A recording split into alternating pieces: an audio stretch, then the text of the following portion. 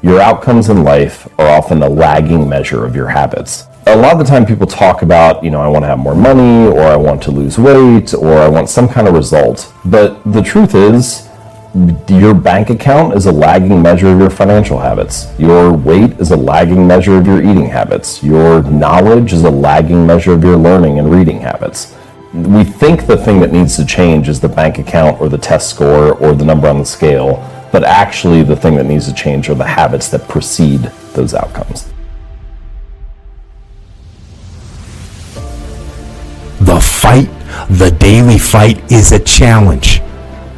You will not always want to do what you need to do. You will not always feel like doing something you need to do. You may not want to fight that battle, but you need to. Every action you take is kind of like a vote for the type of person you want to become. And if you can master the right actions, if you can master the right habits, then you can start to cast votes for this new identity, this desired person that you want to be. That's one of the reasons why small habits matter so much. They don't necessarily transform your life overnight. Doing one push-up does not transform your body, but it does cast a vote for being the type of person who doesn't miss workouts. Meditating for 1 minute might not give you an immediate sense of calm in your life, but it does cast a vote for being a meditator. The real goal is not to run a marathon. The goal is to become a runner. The goal is not to write a book. The goal is to become a writer. True behavior change is really identity change, because once you've changed that internal story, it's way easier to show up each day. You're not even really motivating yourself that much to do it. You're just like, this is who I am now. Short-term thinking says, the donut tastes good, eat it. Short-term thinking says, one workout doesn't matter, I can skip it. Short-term thinking encourages you to make short-term emotional decisions that hurt you in the long run. And they definitely don't move you toward your overall strategic goals. The more short-term decisions you make, decisions that are based on that immediate gratification, decisions based on quick emotional satisfaction, the further from the path you will stray. Think strategic. Think long-term. Act strategic. Take action that improves your long-term position and moves you toward your long-term goals. Figure out where you want to go. Figure out who you want to be. Figure out what you are trying to do with your life. Write them down.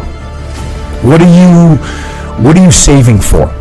What are you working toward? What kind of physical condition do you want to be in? What kind of relationships do you want to have? What skills are you trying to develop? You have to explain to yourself the why. Why do you want to save money? Why do you want to be in that physical condition? Why do you want those relationships? Or why do you want those skills? You are your own leader. Give yourself the mission and explain the why behind those goals.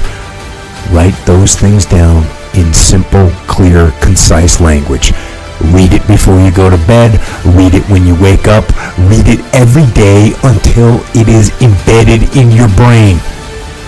You need to win battles in order to win the war. You need to get out of bed. You need to run. You need to work out. You need to read and study and practice. And you need to do things that you don't necessarily want to do. And I know that can be hard. That's why people lose the war. That's why people never achieve their strategic goals. One missed workout at a time. One donut bypasses security. And then another. And then another. And it all adds up. Why? Because we don't think about the big picture. To win tactically, we have to think strategic all the time. Think strategic all the time. Before any action or any inaction, ask yourself this question. What I am doing, what I am about to do, is it going to help me get where I am going? Is this action going to make me stronger or weaker? Is this action going to make me smarter or more skilled? Will this action move me toward the strategic long-term goals I am trying to achieve in my life? Don't rationalize. Don't negotiate. That is where discipline comes from. Discipline is rooted in the truth we tell ourselves, and discipline delivers long-term strategic success.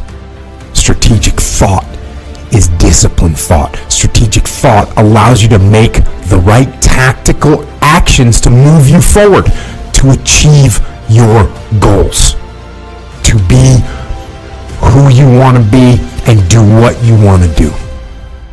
For 2022 and for life, think strategic. Know why you are doing what you are doing, and then get out there every day and win those small, tactical, short-term battles so you can win the strategic, long-term victory that puts you where you want to be.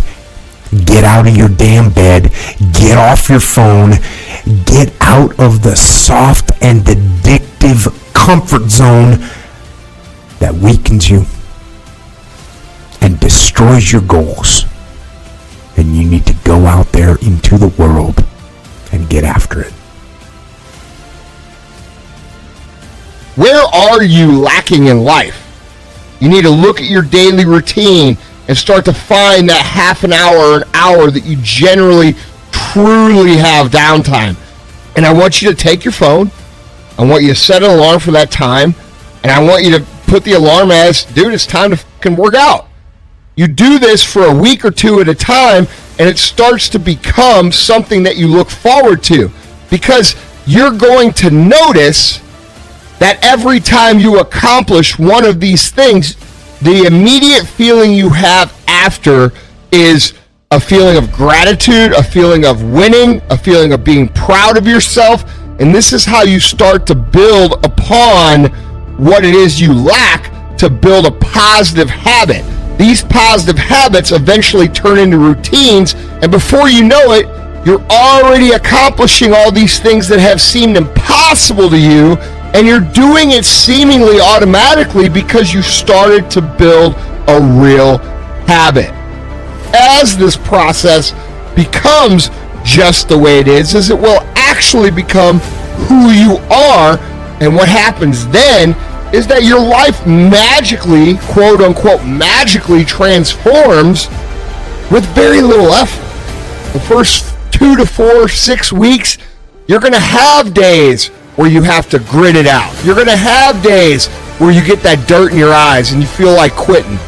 But the point is, if you push through those days, you create a new habitual process that produces a beneficial result for you. You have to realize that the reason you are where you are is because you have a habit that you haven't been able to break. And that habit is quitting. Most people can never get over the habit of quitting, ever. Most marathon runners don't just decide, I'm going to run a marathon and go out and do it. Now, I know a couple of guys who have done that, but that's just not the norm. Running a marathon is the process that is a result of the habit of running. People who start running, they eventually, the first couple of weeks, they're like, this sucks. They stick with it, and they eventually start to form a habit that they continue to build upon. And this is the same in every single area of life, whether it be dieting, whether it be working out, whether it be maintaining healthy relationships, whether it be becoming financially successful. Consistency is always the key, and you have to put work into developing, and I mean conscious work, into developing your routine and habits.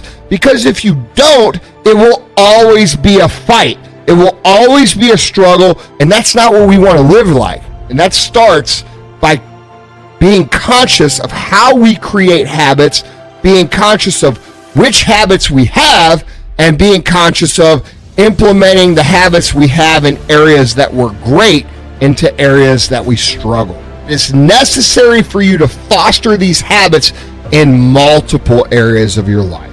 That's the big kicker here.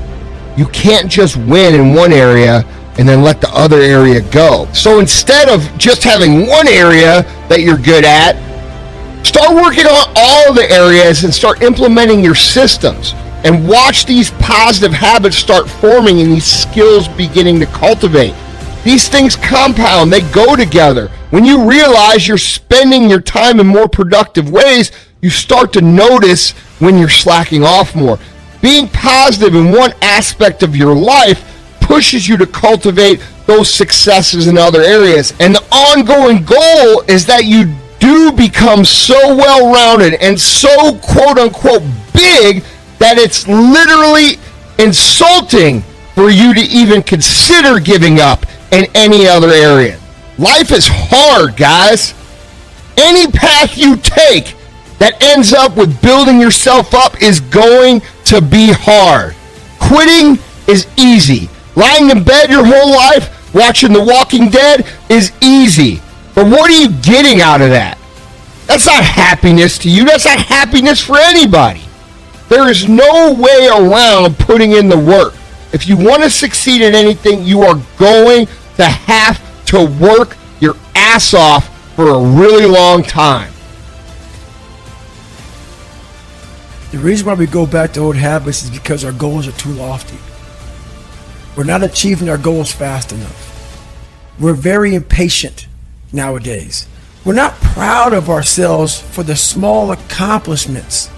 What we need is this monstrosity of a thing to happen and say, I did it. Nah. There's a process that you have to go through, and patience is the process. You have to learn, what do you want in your life?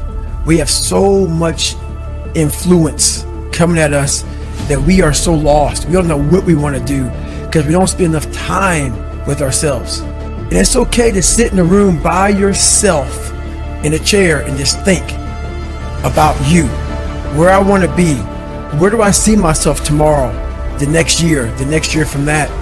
And it takes a lot of self-discipline.